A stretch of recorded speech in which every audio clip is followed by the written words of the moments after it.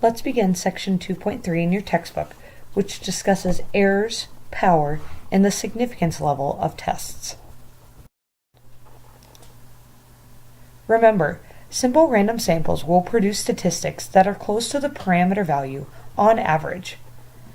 That means that sometimes we will get unusual samples, i.e. ones which are not representative of the population, even using an unbiased sampling method.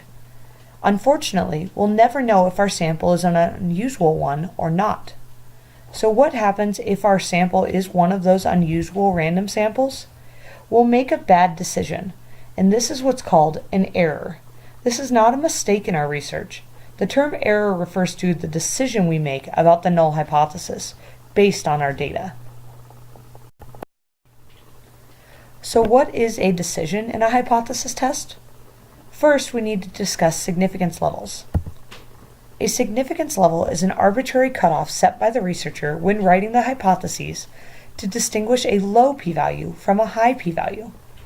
We use alpha to denote our significance level, and most commonly we'll use a 1%, 5%, or 10% alpha. If our p-value is lower than alpha, we deem that p-value low.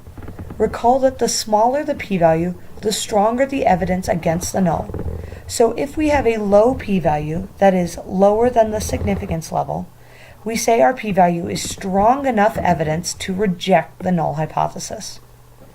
If our p-value is larger than alpha, that is a high p-value, not giving us enough evidence to reject the null, and therefore we fail to reject the null hypothesis. Rejecting the null hypothesis and failing to reject the null hypothesis are the two decisions we can make in a hypothesis test. These decisions are where we could make an error in the event of an unusual or non-representative sample.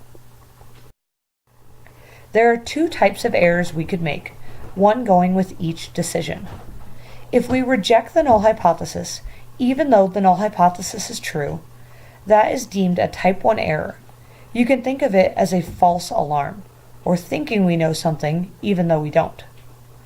A type 2 error is when we fail to reject the null hypothesis even though the null is false.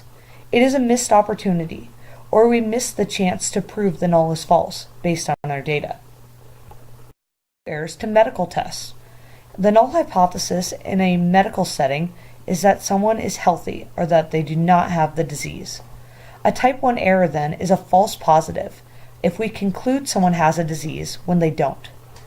A type 2 error is a false negative when we conclude someone does not have a disease even though they actually do.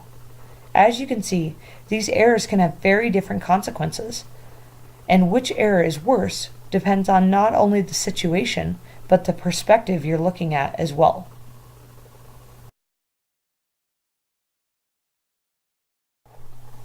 This table from your textbook summarizes the types of errors. Note that we need to think about two things. We need to think about what is true, which is unknown to us. Either the null hypothesis is true or it is false. And then we need to think about what we have decided based on our data, either to reject the null or to not reject the null, or fail to reject the null hypothesis. A type 1 error is rejecting the null when the null is true. A type 2 error is failing to reject the null when the null hypothesis is false. Again, the decision we make is based on our data, and then which hypothesis is true is typically going to be unknown to us.